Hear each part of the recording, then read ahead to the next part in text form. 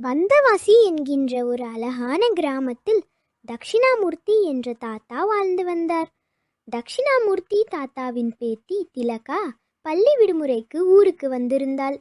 அவளுக்கு பட்டாம்பூச்சி பூக்கள் நாய்க்குட்டிகள் அப்படின்னா ரொம்ப பிடிக்குமா. அவங்களோட விளையாடுவா. தக்ஷிணாமூர்த்தி தாத்தாவோட தோட்டத்துக்கு போய் சின்ன சின்ன வேலைகளை செய்வாள்.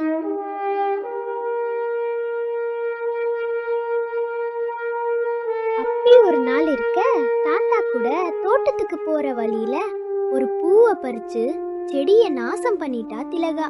அத பார்த்த தாத்தா, பூவை பறிச்சு சரி செடியே நாசம் பண்ண அப்படின்னு கேட்டாரா.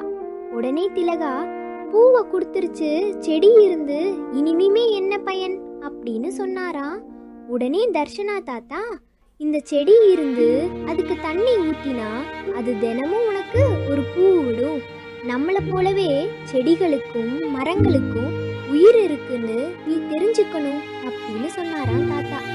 உடனே திலகா, தாத்தா அப்போ மரம் செடிகளுக்கு உயிர் இருக்கா?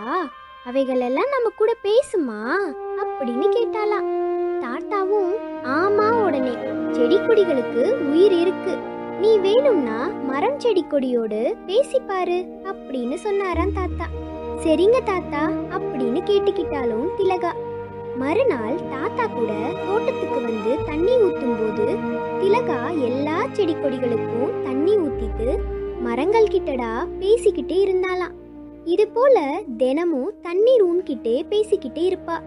ஆனா ஒரு நாள் மரங்கள் பேசலன்னு தெரிஞ்சதும் அவ மரத்துக்கிட்ட போய் உட்கார்ந்து அழுதா.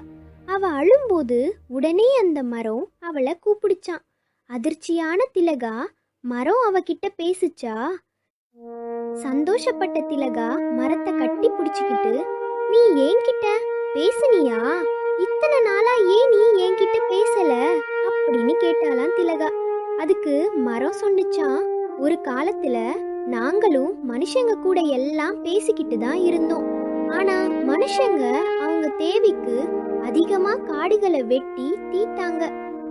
அதனால நாங்க கிட்ட பேசுறத நிறுத்திட்டோம் அப்படின்னு சொன்னதான் வரோம். இது மட்டும் இல்ல, நாங்க மனித இனத்திற்கும் இந்த பூமிக்கும் எவ்வளவோ நன்மைகளை செய்கிறோம்.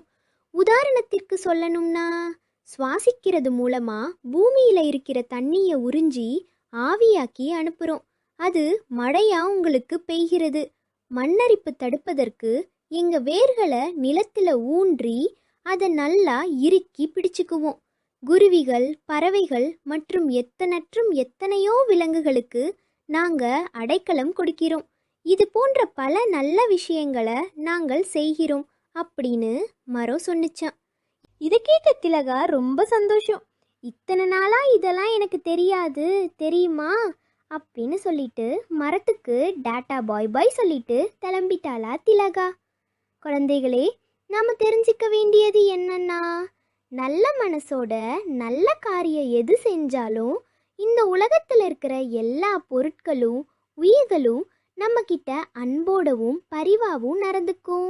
இந்த கதை உங்களுக்கு பிடிச்சிருந்த ப்ளீஸ் லைக் பண்ணுங்க, சப்ஸ்கிரைப் பண்ணுங்க, கமெண்ட் பண்ணுங்க அண்ட் மறக்காம பெல் ஐகானை கிளிக் பண்ணுங்க.